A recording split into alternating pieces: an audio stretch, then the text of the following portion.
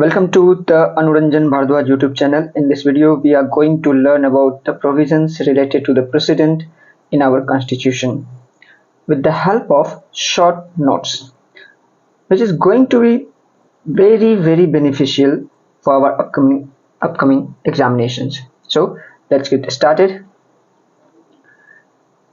So friends, आज के इस लेक्चर में हम लोग भारतीय संविधान के पार्ट 5 यानी कि भाग 5 के अंतर्गत जो कि उसका चैप्टर 1 है उसको हम लोग देखेंगे, जिसमें राष्ट्रपति और उपराष्ट्रपति के बारे में प्रोविजन किया गया है। भाग 5 का जो शीर्षक है वो द यूनियन यानी कि संघ करके है। हम लोग इस वीडियो में बेयर एक्ट के साथ साथ उसके सभी प्रोविजंस को विस्तार में जानने की कोशिश करेंगे। चलिए दोस्तों आगे बढ़ते हैं। तो सबसे पहले ये रहा हमारा बेयर एक्ट। बेयर एक्ट का मतलब है कि जिस प्रकार से संविधान में लिखा हुआ है, मतलब एक प्रकार से आप कह सकते हैं कि संविधान का छाया प्रति यानी कि फोटोकॉपी। तो दोस्तों इसके भाग 5 में जिस भाग में कि संघ के बारे में चर्चा की गई है यानी कि द यूनियन के बारे में चर्चा की गई है, उसके अध्याय 1 में शीर्षक है कार्यपालिका, और उस शीर्षक के अंतर्गत हम लोग राष्ट्रपति एवं उपराष्ट्रपति के बारे में प्रोविजंस देखते हैं। आज हम लोग केवल और केवल राष्ट्रपति के बारे में बात करेंगे। तो सबसे पहला जो प्रोविजन है आर्टिकल 52, आर्टिकल 53, 54, 55, 56, 57, 58, 59 एंड 61, यहाँ तक हम लोग देखने का प्रयास करते हैं, और उसके बाद जो भी प्रोविजंस होगा वो हमें बीच में देखने को मिलेंगे, उसे हम उस समय देखेंगे जब उसकी जरूरत पड़ेगी। तो सबसे पहले दोस्तों 52 की बात करें। आर्टिकल 52 ये भारत के राष्ट्रपति के बारे में बात करता है कि भारत में एक राष्ट्रपति होगा, करेक्ट। अगर इंग्लिश में बात करें द प्रेसिडेंट ऑफ इंडिया, और इसके लैंग्वेज में अगर हम लोग जाएंगे तो बेयर एक्ट का जो लैंग्वेज होता है वो काफ़ी ज़्यादा टफ होता है। तो इसलिए हम लोग केवल बेयर एक्ट के शीर्षक को देखना है। हम लोगों को केवल बेयर एक्ट के शीर्षक को देखना है, और उसके बाद हमें उनके प्रोविजंस को अपनी लैंग्वेज में समझने का प्रयास करना है, करेक्ट। तो चलिए सबसे पहले देखते हैं दोस्तों कि आर्टिकल 52 कहता है कि there shall be a president of India. ठीक है, शैल बी का मतलब है कि कभी भी ऐसा कोई टाइम नहीं होगा, कोई समय ऐसा नहीं होगा कि जो प्रेसिडेंट का पद है वो खाली रहे, कोई ना कोई इस पद पर बैठेंगे ही। Okay, it's mandatory. उसके बाद दोस्तों आर्टिकल 53 है जो कहता है कि जो राष्ट्रपति है उसके अंदर जितने भी एग्जीक्यूटिव पावर हैं, ओके, जितने भी एग्जीक्यूटिव पावर हैं वो राष्ट्रपति में निहित होगा। अगर इसको हम लोग बेयर एक्ट के शीर्षक में देखें तो that is called as executive power of the union है। यहाँ पे यूनियन की बात की गई है, और हिंदी में भी हम लोग देखेंगे यहाँ पे संघ की बात की गई है, संघ की कार्यपालिका शक्ति। तो जो भी संघ की कार्यपालिका शक्ति है वो राष्ट्रपति में निहित होता है। ठीक है, इसका मतलब ये हुआ कि संघ में जो भी कार्य होंगे, क्लियर, संघ में जो भी कार्य होंगे वो राष्ट्रपति के नाम से किए जाएंगे, क्लियर। तीसरा जो हमारा आर्टिकल है वो है आर्टिकल 54 जो राष्ट्रपति के निर्वाचन से संबंधित सभी प्रावधानों को सुनिश्चित करता है। इसके बाद हम लोग देखते हैं आर्टिकल 55 में ये दिखाया गया है कि राष्ट्रपति का निर्वाचन किस प्रकार से किया जाए, manners of the election of president, manners of the election of president. Okay, फिर 56 है जो terms of the office of president, यानी कि जो राष्ट्रपति की पदावधि, टेन्योर कितने, जो कि अमूमन 5 साल की होती है। ये हम लोग आगे इसको देखेंगे, अभी थोड़ा इसके शीर्षक को समझ लेते हैं। उसके बाद जो नेक्स्ट आर्टिकल है वो है आर्टिकल 57 ये पुनर्निर्वाचन की पात्रता की बात करता है, यानी कि कोई जो राष्ट्रपति एक बार बन गए, ठीक है, क्या वो दूसरी बार री इलेक्शन के लिए एलिजिबल हैं, इसके विषय में क्या हमारा संविधान जो है प्रोविजन देता है, ये हम लोग आगे अपने एक्सप्लेनेशन में देखेंगे। नेक्स्ट जो है 58, that is talking about qualification for the election of president, यानी कि राष्ट्रपति के चुनाव के लिए क्या योग्यताएं होनी चाहिए, उसके बारे में चर्चा की गई है। 59 में कंडीशंस ऑफ प्रेसिडेंट्स ऑफिस, यानी कि जो कार्यालय है प्रेसिडेंट का उनकी सेवा शर्तें क्या है, इसके बारे में 59 में चर्चा की गई है। फिर 60 में oath and affirmation of by the president, इसके बारे में चर्चा है। And the last one is 61, जो कि procedure of impeachment of the president के बारे में बात करती है, यानी कि राष्ट्रपति पर महाभियोग की प्रक्रिया कैसे की जा सकती है। ठीक है, तो ये हमारे आज के वीडियो का जो मुख्य शीर्षक हम लोग मान लें वो है। अब एक एक करके हम लोग इसके बारे में बात करते हैं। तो सबसे पहला हमने देखा article 52, there shall be president of India, clear. उसके बाद जो 53 है वो राष्ट्रपति को एग्जीक्यूटिव हेड के रूप में प्रदर्शित करता है, यानी कि कार्यपालिका का जो प्रधान होगा वो राष्ट्रपति होगा, ठीक है। लेकिन साथ ही साथ जो हमारा पार्लियामेंट्री सिस्टम है, उस पार्लियामेंट्री सिस्टम के अंदर राष्ट्रपति केवल और केवल एक नॉमिनल हेड होते हैं, यानी डी ज्यूरी हेड होते हैं, क्लियर है। नॉमिनल हेड का मतलब केवल नाम मात्र के लिए वो प्रधान है, या फिर हम लोग कह सकते हैं इसको कि संवैधानिक प्रधान, ठीक है, संवैधानिक प्रधान, क्लियर। नेक्स्ट हम लोग बात करेंगे कि आर्टिकल 54, यानी कि राष्ट्रपति का निर्वाचन किस प्रकार से होता है और कॉन्स्टिट्यूशन इसके बारे में क्या कहता है। साथ ही साथ हम लोग देखेंगे कि राष्ट्रपति का निर्वाचन का जो नियम है या जो उसका जो मैनर्स है वो और कहां से डिसाइड होता है। तो दोस्तों सबसे पहले तो जो राष्ट्रपति का इलेक्शन है, चुनाव है, वो भारतीय निर्वाचन आयोग यानी कि इलेक्शन कमीशन ऑफ इंडिया के द्वारा कराया जाता है, conducted by the election commission of India. इसके बारे में, चुनाव के बारे में जो प्रोविजंस है वो आर्टिकल 54 में दिया गया है, 55 में, 58 में, 62 और 71 में हमें देखने को मिलता है। एक्चुअली 57 होना चाहिए, 58 नहीं। चलिए नेक्स्ट बात करें। As per the provision of the presidential and vice presidential election act 1952 and the presidential and vice presidential election rule 1974, तो ये दो एक्ट हैं जो कि हमारी पार्लियामेंट ने पारित किया है, ठीक है, पार्लियामेंट के द्वारा बनाया गया है। तो सबसे पहला चीज यहाँ पे हम लोगों को समझने की बात है कि जो आर्टिकल 54 के तहत जो इलेक्शन करवाए जाते हैं वो इलेक्शन कमीशन ऑफ इंडिया के द्वारा करवाए जाएंगे, और दूसरा कि जो इलेक्शन के बारे में प्रोविजंस हैं वो संविधान के अंदर आर्टिकल 54, 55, 57, 62 और 71 में दिया गया है, ठीक है। साथ ही साथ किस प्रकार से प्रेसिडेंट या वाइस प्रेसिडेंट का इलेक्शन होगा, इसके लिए हमारे पार्लियामेंट ने लॉ बनाया हुआ है, जिसमें कि सबसे पहला है the presidential and vice presidential election act 1952 and the presidential and vice presidential rules, election rules 1974, ठीक है। ये दो एक्ट बने हुए हैं जो पार्लियामेंट ने बनाया है। चलिए, election of new president must take place within 60 days of expiry of tenure of old president। जो राष्ट्रपति का निर्वाचन वर्तमान राष्ट्रपति के कार्यकाल समाप्त होने के 60 दिनों के भीतर होना आवश्यक है, ठीक है। यानी कि अगर 25 जुलाई को जो वर्तमान राष्ट्रपति हैं श्रीमती द्रौपदी मुर्मू जी,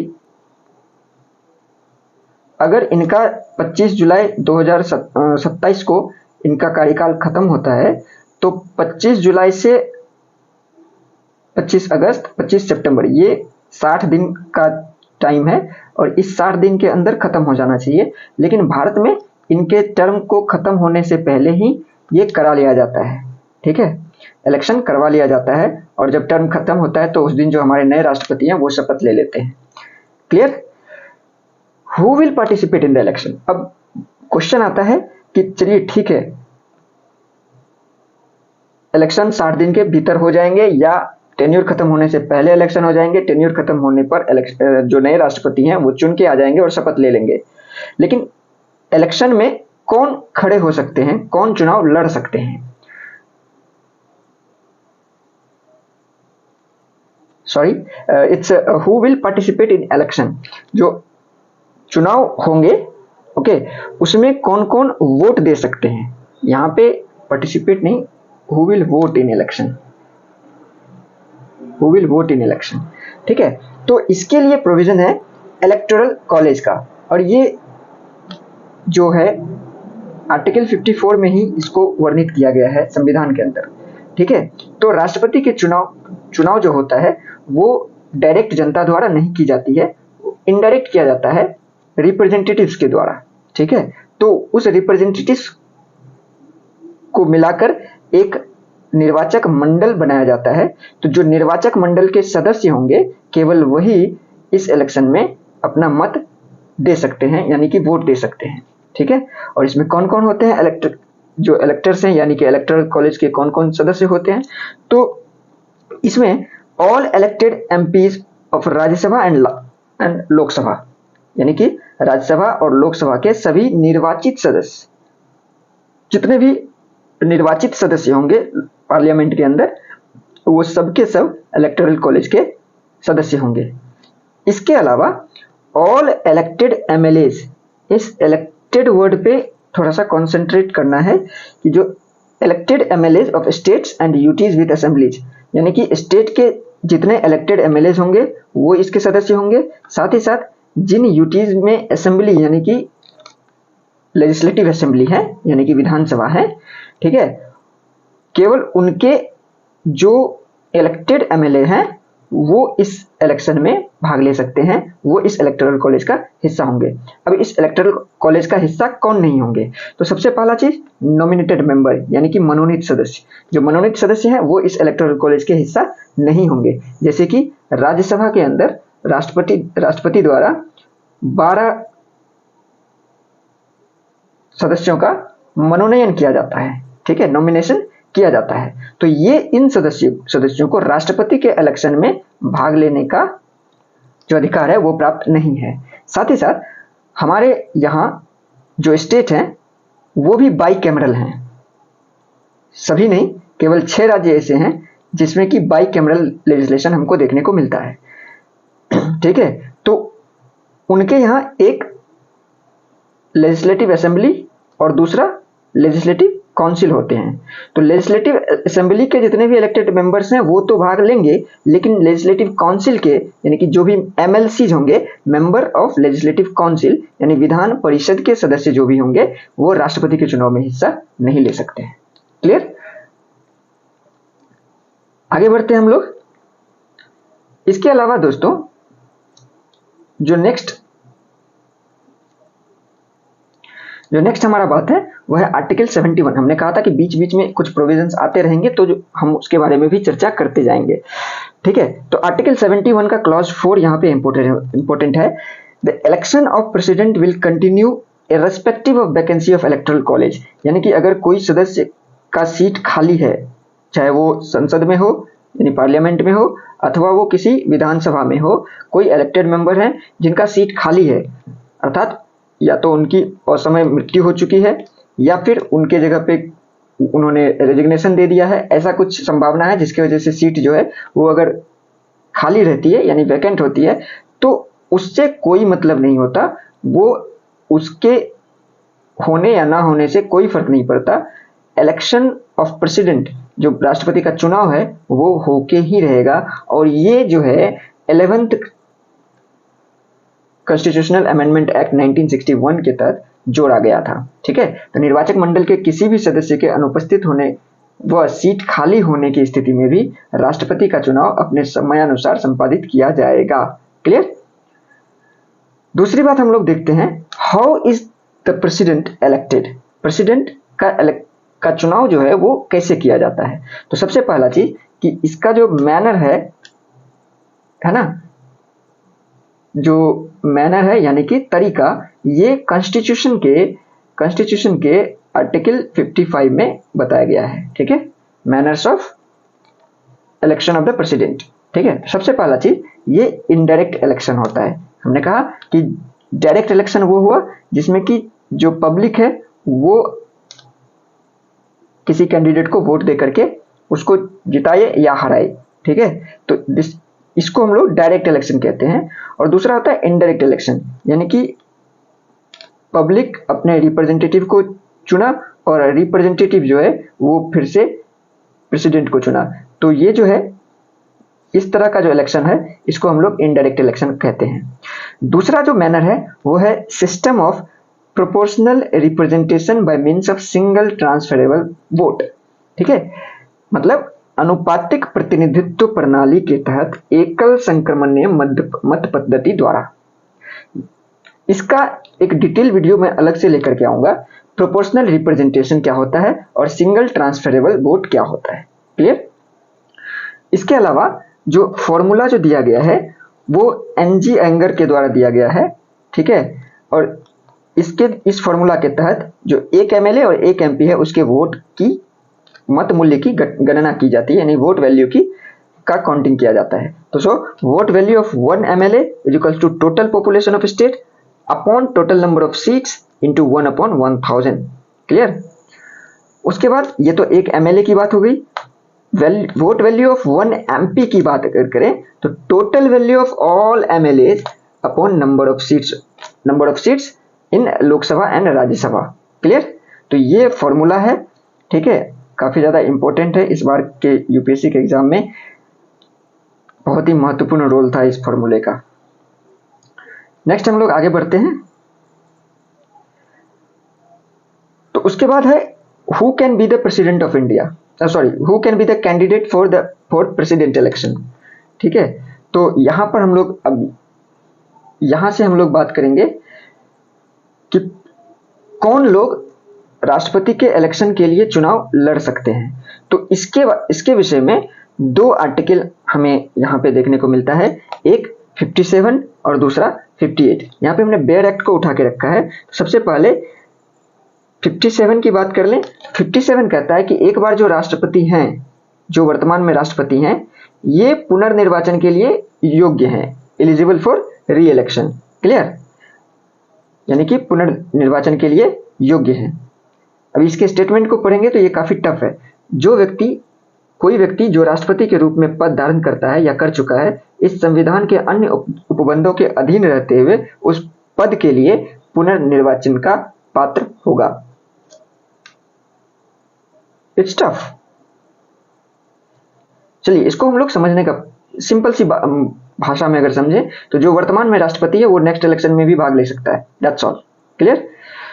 दूसरी बात करें article 58 qualification for the election of president के बारे में बात करता है, यानी कि राष्ट्रपति के रूप में निर्वाचित होने के लिए क्या अर्हताएं हैं, क्लियर। आइए हम लोग बात करते हैं कॉन्स्टिट्यूशन क्या कहता है और उसके अलावा अन्य प्रोविजंस जो हमने एक्ट देखा था जो पार्लियामेंट ने पास किया है।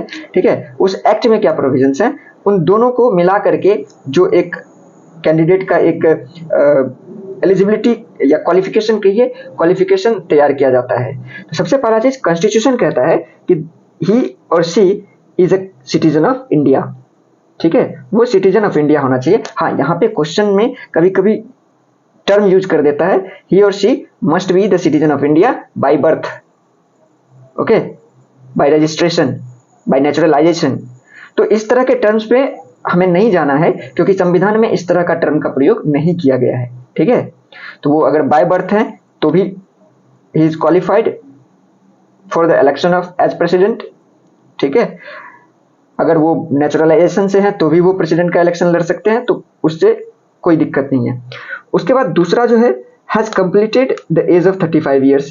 तो ये तो एज की बात हो गई, 35 वर्ष का एज जो है वो उसकी पूरी हो जानी चाहिए, 35 क्रॉस करके 36 37 हो जाना चाहिए, क्लियर।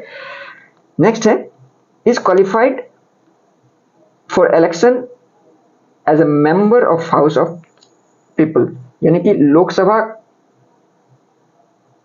लोकसभा के लिए जो एलिजिबिलिटी क्राइटेरिया है, एमपी बनने के लिए जो एलिजिबिलिटी क्राइटेरिया है, जो क्वालिफिकेशन है, वो उसमें होना चाहिए। ठीक है, तो ये बात हो गई। संविधान क्या कहता है, संविधान क्या कहता है राष्ट्रपति के इलेक्शन में कौन एलिजिबल है। अब हम लोग बात करते हैं कुछ प्रोविजन जो कि लॉ के द्वारा, कानून बना करके पार्लियामेंट द्वारा जोड़े गए हैं। तो इसमें दोस्तों सबसे पहले हम लोग देखते हैं कि राष्ट्रपति के इलेक्शन को लड़ने के लिए किसी भी कैंडिडेट को जो 50 इलेक्टर्स हैं, इलेक्टर्स यानी कि वो लोग जो मत प्रदान करेंगे, ठीक है, जो इलेक्टोरल कॉलेज के मेंबर हैं, केवल वही, ठीक है, याद रहे वो कौन कौन हो सकते हैं, केवल और केवल इलेक्टेड मेंबर, निर्वाचित सदस्य, ठीक है, एमएलसी और जो मनोनीत यानी कि नॉमिनेटेड मेंबर्स हैं, they are not the members of electoral college of president election. Clear. तो सो द 50 इलेक्टर चाहिए इनको एज अ प्रपोजर और 50 इलेक्टर चाहिए एज अ सेकेंडर्स। ठीक है, 50 इलेक्टर्स चाहिए प्रपोजर्स और 50 इलेक्टर्स चाहिए सेकेंडर्स, यानी कि इनको कम से कम 100 लोगों का समर्थन अनिवार्य है।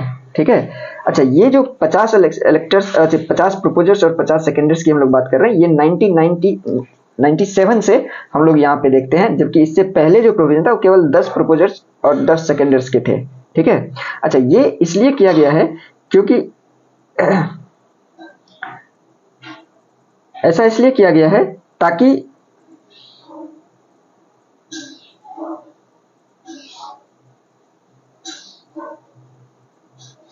हाँ, तो ऐसा इसलिए किया गया है, अरे ओके कुछ तकनीकी प्रॉब्लम मुझे लग रही है। ठीक है, तो इसके आगे का जो भी हमारा कंटेंट है वो हम लोग नेक्स्ट वीडियो में देखेंगे। आज के लिए धन्यवाद। वीडियो पसंद आती है तो चैनल को सब्सक्राइब करके हमें सपोर्ट कीजिए, वीडियो को लाइक कीजिए और शेयर कीजिए। धन्यवाद।